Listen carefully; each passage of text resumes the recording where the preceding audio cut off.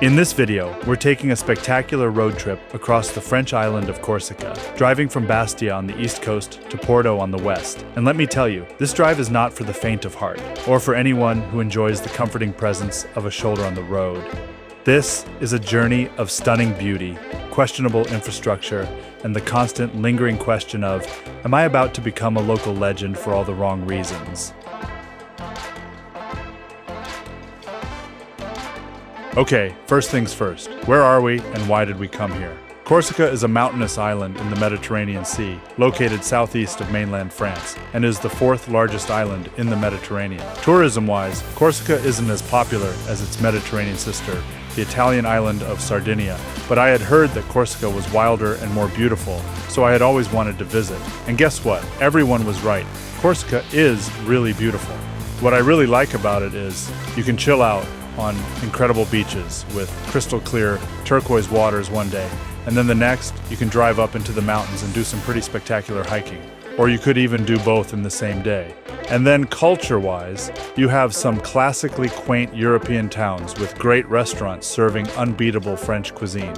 For me, you really can't beat that European summer vacation combo.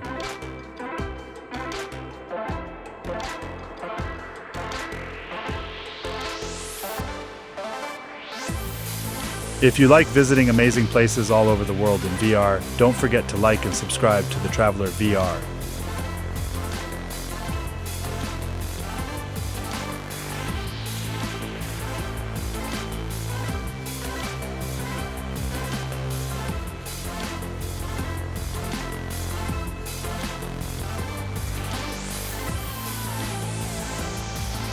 We began our road trip in Bastia, the Corsican capital and main port, after we had taken the ferry with our car from Livorno, Tuscany, which took about 4 hours. Google Maps says 130 kilometers and 3.5 hours to Porto, but budget at least 4 so you can stop periodically to take in those stunning views or when wild pigs are blocking the road.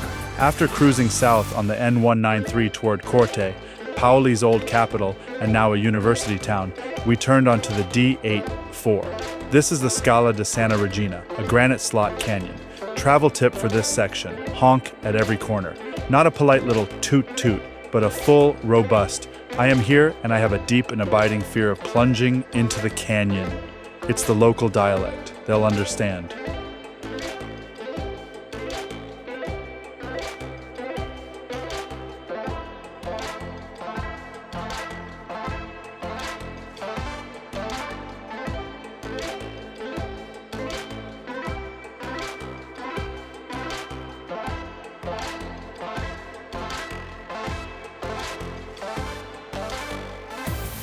Okay, time for a little history, in case you were wondering why this is France, but the name of every place sounds Italian. Genoa grabbed Corsica in 1284 and hung onto it for nearly 5 centuries. Islanders rebelled every few decades, shout out to sword-swinging legend Sampiero Corso in the 1550s. But the big mic drop came in 1755, when local hero Pasquale Paoli threw Genoa out, wrote one of Europe's first democratic constitutions, and slapped that famous Moor's head flag on it. Genoa, too broke to fight, basically posted on eBay and France hit, buy now. Voila, the 1768 Treaty of Versailles. Louis XV gets a new island and the Corsicans get French verbs.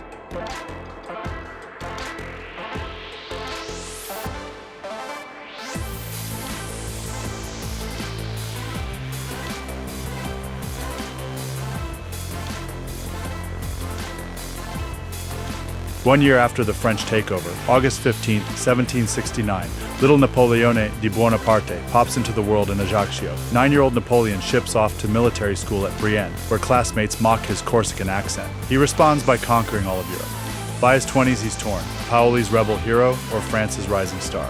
He picks the side with better uniforms, helps boot the British in 1793, and fast forward, crowns himself Emperor of the French.